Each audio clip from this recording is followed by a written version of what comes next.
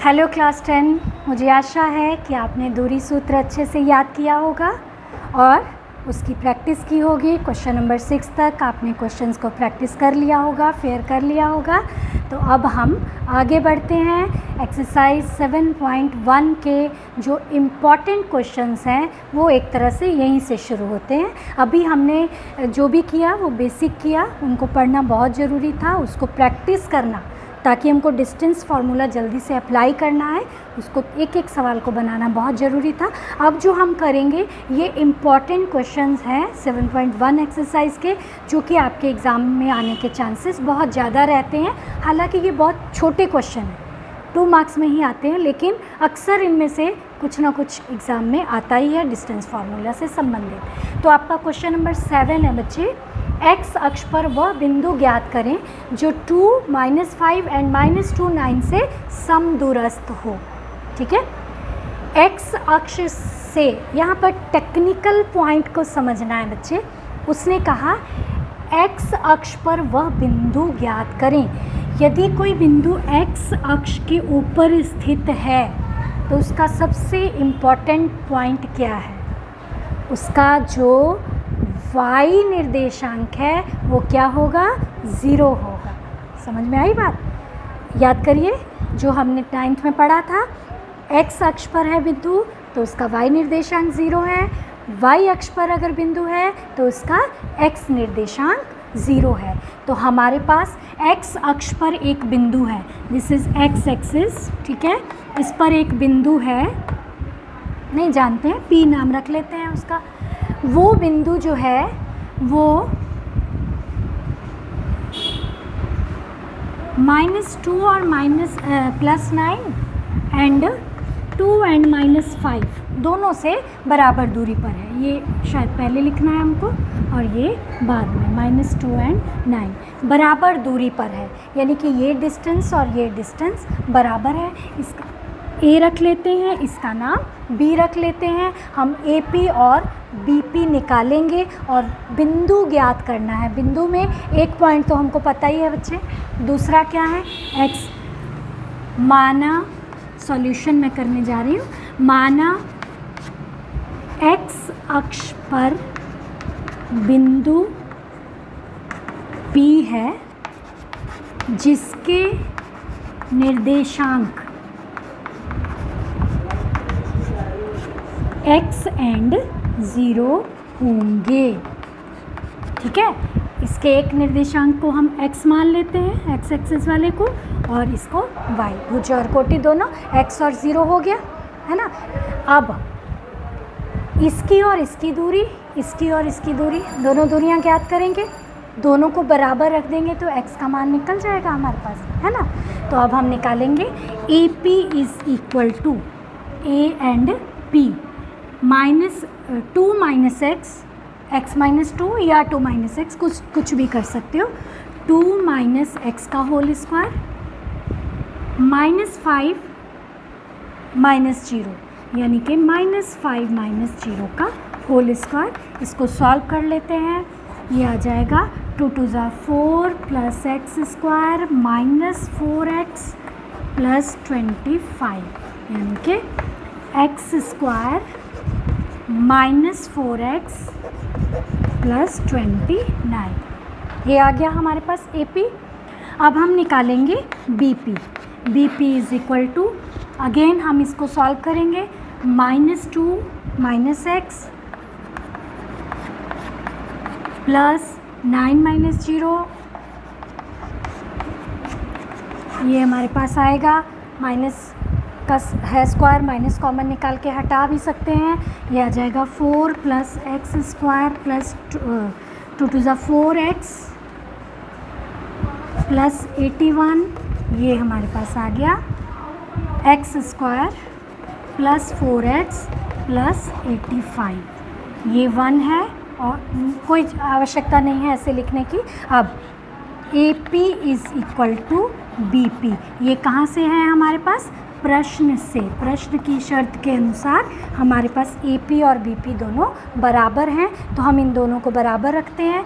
ये आ जाएगा हमारे पास x² -4x +29 is equal to x square plus 4x plus 85, root root दोनों तरफ से हट जाएगा और ये आ जाएगा x square minus 4x plus 29 is equal to x square plus 4x plus 85। ये आ गया, एक्स स्क्वायर और एक्स स्क्वायर भी कट जाएगा और ये 4x को उधर ले जाओ या उसको इधर ले जाओ और इसको उधर ले जाओ।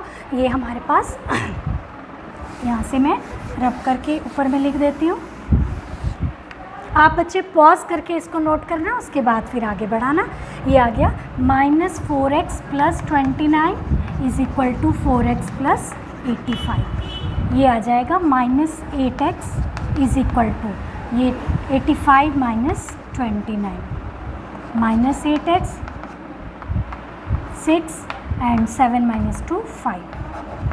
ये माइनस और ये प्लस, ये आ गया 56 बाय माइनस 8 माइनस 7। x की वैल्यू माइनस 7 आ गई, तो बिंदु P के निर्देशांक क्या आ गए, माइनस 7 और 0।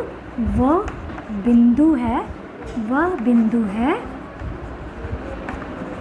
जो A और B से समान दूरी पर है, समान दूरी पर है। यहाँ तक आपको क्लियर होना चाहिए क्वेश्चन। इस तरह से आपको लिखने का मेथड भी पता होना चाहिए। तो फिर से एक बार मैं इसको बता देती हूँ। यहाँ पर एक टेक्निकल पॉइंट था जो आपको समझना था।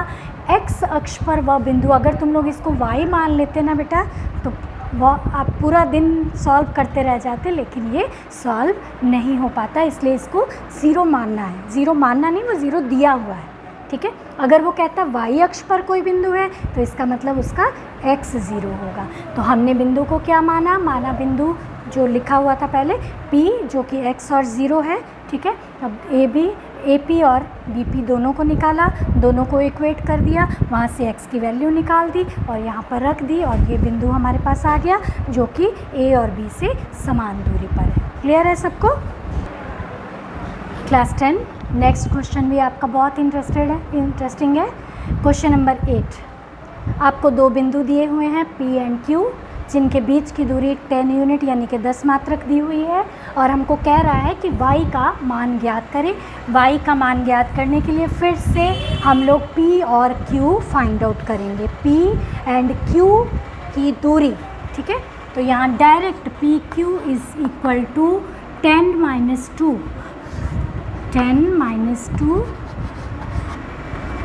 का whole square and y plus 3 का होल स्क्वायर। अब तक तो क्लियर होगा कि ये माइनस प्लस बन जाएगा। ये हमको इज़ इक्वल टू 10 दी हुई है, ठीक है।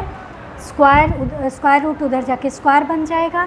ये आएगा 10 माइनस 2 8 का स्क्वायर प्लस y प्लस 3 का whole square is equal to 10 का स्क्वायर, ठीक है। अब बच्चे 8 स्क्वायर को हम लोग उधर ले जाएंगे। ये आएगा y प्लस 3 का whole square is equal to 100 minus 64। Then ये आ जाएगा y प्लस 3 का whole square is equal to 100 minus 34 कितना हो जाएगा 36। ये स्क्वायर उधर जाके रूट बनेगा, तो ये आ जाएगा plus minus root under 36। y plus 3 is equal to plus 6 and y plus 3 is equal to minus 6। यहाँ पर y की वैल्यू क्या आ जाएगी, y की वैल्यू 6 माइनस 3 भी आ जाएगी और y की वैल्यू माइनस 6 माइनस 3 माइनस 9 भी आ जाएगी। यानी कि y की दो वैल्यूज़ हो सकती हैं, या तो 3 हो सकती है या फिर माइनस 9 भी हो सकती है। ये होगा आपका question number 8।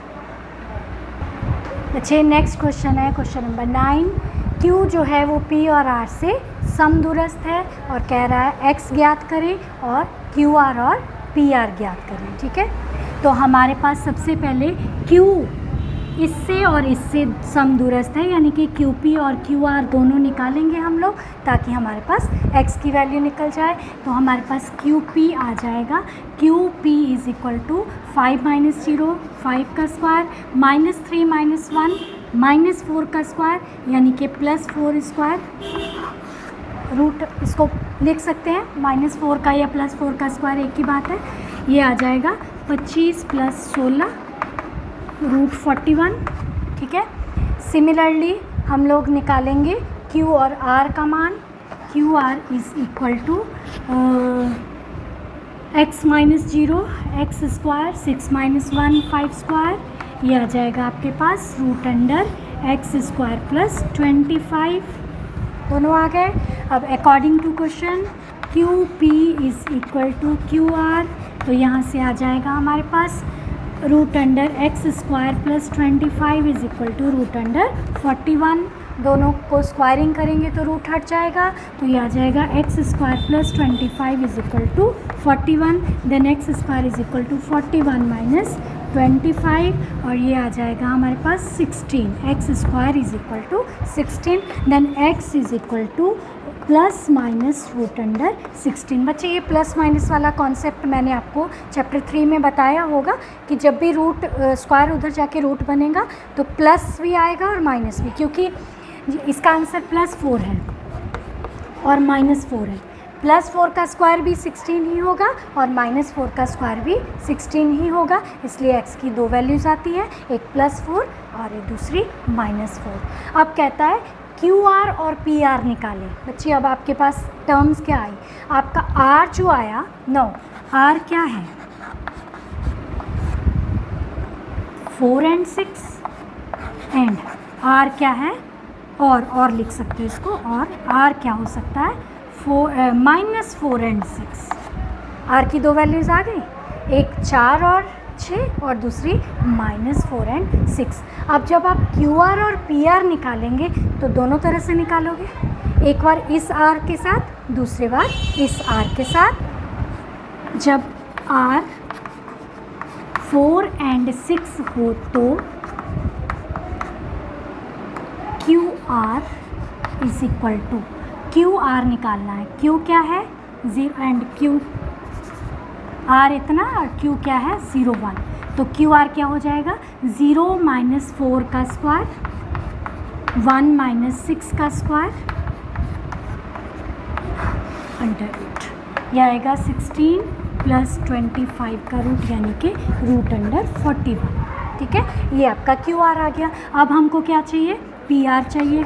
PR is equal to R, फिर से हमारे पास 4 6 है, एंड P क्या है हमारे पास 5 और -3, 5 - 4 का स्क्वायर 5 - 4 1 का स्क्वायर, -3 - 6 -9 का स्क्वायर, ये आ जाएगा 1 + 81, यानी कि √82 आ जाएगा, ठीक है।